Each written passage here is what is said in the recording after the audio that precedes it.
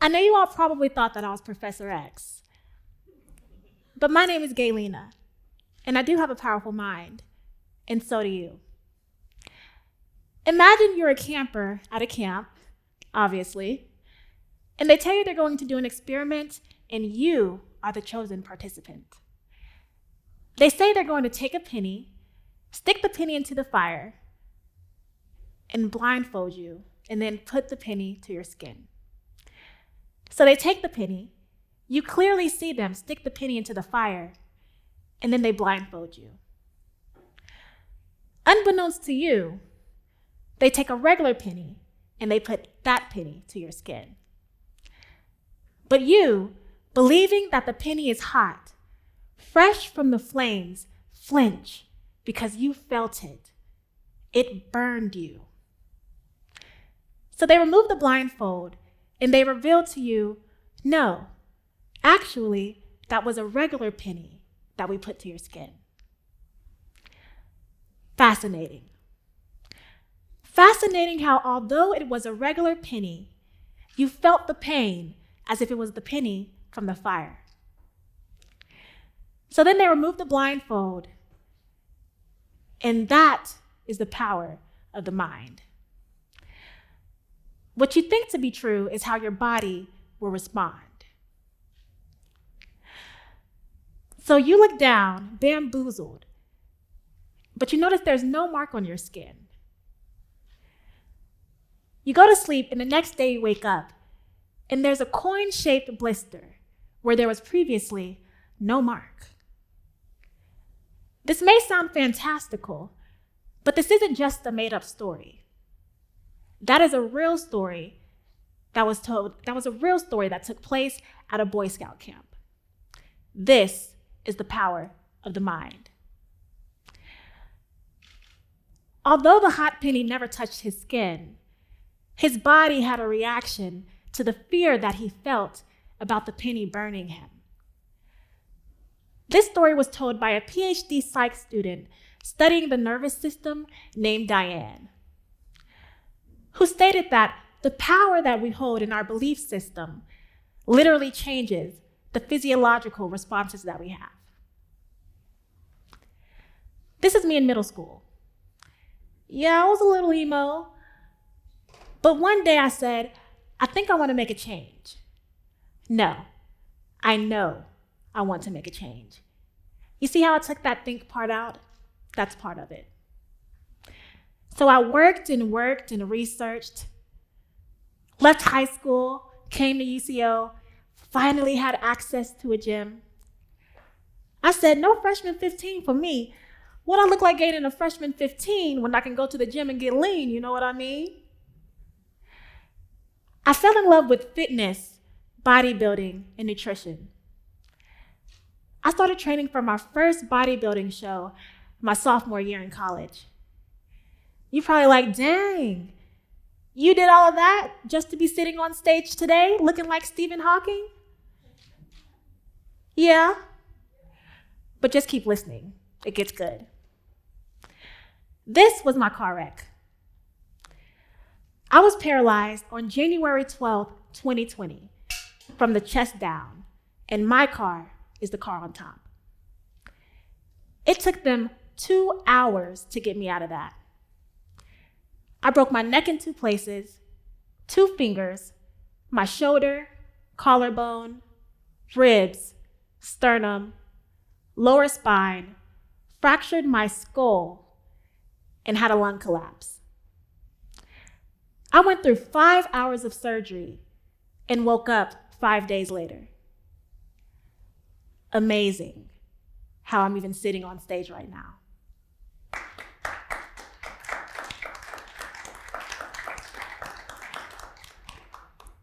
But with all of that, look at me. Huge smile on my face. Now that is resilience if I've ever seen it. When the doctor came in and told me that I was paralyzed, which duh, doctor, I can't move nothing, I can't feel nothing. Not only that, but I couldn't open my hands. I said, dang, I didn't know I was gonna be messed up like this. Have y'all seen Arthur? Who would have knew I would have been walking around with a permanent Arthur fist. The reason I'm smiling in that picture is because I knew that one day I was going to walk again and inspire millions of people around the world. My biggest motivation for walking has always been to inspire, to motivate, and to be a voice for people who feel like they can't be heard. As a matter of fact, I've gotten so many comments from people with disabilities who say, "Thank you for speaking for us. Thank you for humanizing us. Thank you for telling our story." After leaving OU, I went to Valor for 1 month of physical therapy. I had a counselor come in and ask me, "What are your goals for leaving this facility?" And I said, with confidence, "I want to walk up out of here." I didn't know this until after I left the hospital, but they privately took my mother and sister to the side and said, reality just hasn't hit her. Not only does she think she's going to walk again, but she thinks she's going to walk up out of here. And with her condition, that's just not possible. We're afraid that once she realizes that, it's going to crush her. In physical therapy, I couldn't do much. They did most of the work, honey. They're the ones who moved my legs. And I was able to curl a little bit of iron. And I do mean a little bit. I went from curling 40 pounds in the gym to barely being able to lift 3 pounds. I couldn't open a bag of chips by myself, let alone a bottle of water. But I didn't care. I said, I am walking up out of here.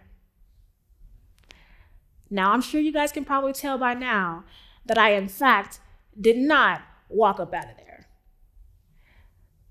I rolled up out of there. But 4 months after leaving Valor, with no access to any physical therapy, I did walk.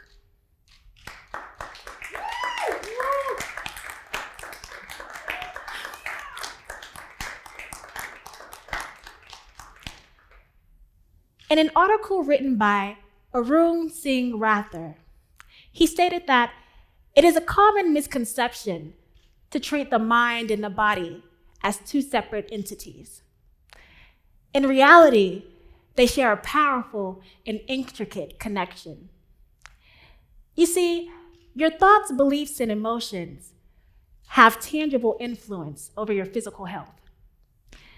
You must harness the power of positive thinking. 6 months after being paralyzed, I was able to take steps with a walker. 6 months after that, I began walking short distances with a cane. I can move my right leg about 60%, my left leg only about 10%. I be dragging it behind me when I walk. I be looking like a character off of The Walking Dead. And I also still need the assistance of adult diapers, which is something I'm very open about on my platform because I need everyone who struggles with incontinence to know that you are not alone, nor should you feel ashamed. I am what's called partially paralyzed, which is something that a great percentage of people don't even know exists. But like most disabilities, paralysis is a spectrum. And this is why disability awareness should be taught in school. Because not every wheelchair user is paralyzed, and not everyone who uses a wheelchair needs it 24/7. There are even some disabilities that can't always be seen. Autism, lupus, or impaired hearing, for example. These are called invisible disabilities. So please, if you see someone who doesn't look disabled, parking in an accessible parking spot, or on a scooter in a grocery store, don't judge them. Unless they're blatantly playing on it, then you have all of my permission. With that being said, I've been able to educate so many people around the world with the platform that I've built. Using my abilities to speak for the disabled community and motivate and inspire both able-bodied and disabled people to continue to press forward. It's such an honor that even if there was a button, I wouldn't change anything that's happened to me. Once I realized that I healed myself by simply believing, I understood how powerful we truly are as people. I want to show people that you are the only thing standing in your way. Only you can make things happen for yourself.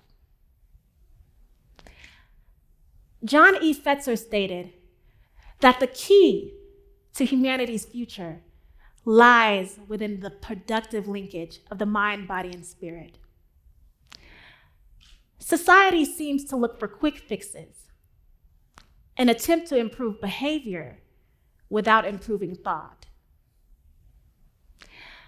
With a positive mindset, I was able to accomplish all of my dreams after being paralyzed. I put out my first song and music video, enrolled myself back in college, finally graduating in May. I started my first business, a motivational clothing line called I Dream, I Go, with the tagline, overcome adversity. Because overcoming adversity is exactly what you need to do in order to succeed in life. I've amassed over 500,000 followers across all platforms. I'm starring in a children's book, and I'm doing my very first TEDx talk. If I can accomplish all of these things after being told that my life was essentially over, then you better believe that you can do anything you put your mind to. It sounds cliche, I know, but I think a lot of times people forget how much truth and wisdom that statement truly holds. As Arun stated, the human mind is remarkably adaptable, and we possess the ability to rewire it. If you're disabled and you're feeling sorry for yourself, or you feel like your life is over, I am here to tell you that it's not. There are so many examples of people who have accomplished extraordinary things who have a disability. And many of them are mentioned in the children's book that I'm starring in. Written by Pierre Paul, Ralph Braun, who invented the first motorized scooter, John McFall, the world's first para-astronaut, and Jacob Bulletin, the world's first blind doctor. Don't let having a disability end your life when your life is far from over. I want nothing more than to reach the people who need to hear that message. I want nothing more than to reach the people who need to hear that message. I feel like I was blessed with so much optimism that it would be a disservice not to share it with the world. And that's why I started to do TikTok. After I gained independence and got my first apartment, I started posting about my journey on social media. My very first video went viral. Well, not viral in the technical terms, but 13,000 views overnight on my very first video was viral to me.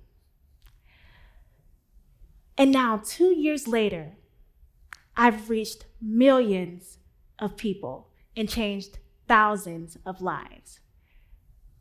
I did go viral in the technical sense. And after that, I decided I need to be inspiring more and more. And I think a lot of people forget that anyone can become disabled. I became disabled. According to spinalcord.com, over 300,000 people are living in the US with a spinal cord injury. 47% of these injuries occur between the ages of 16 and 30. A lot of people forget that it only takes one accident, one fall, one mistake, and your entire life will be altered. Our minds hold the most powerful tool that we can use to harness successful all levels in life. In an article written by Nicole Silver, she explains that the power of the mind applies to both positive and negative outcomes. If you start your day in your mind, you believe that you're chronically sick or that you can't accomplish a goal, then you'll automatically begin your day with that expectation. There's a quote by Wayne Dyer that says, "If you change the way you look at things, the things you look at change." So harness the power of positive thinking. Step beyond boundaries. Channel your inner power for extraordinary thoughts. And if all else fails, call me. Let's have a chat. I've got a penny for your thoughts. Thank you, everyone.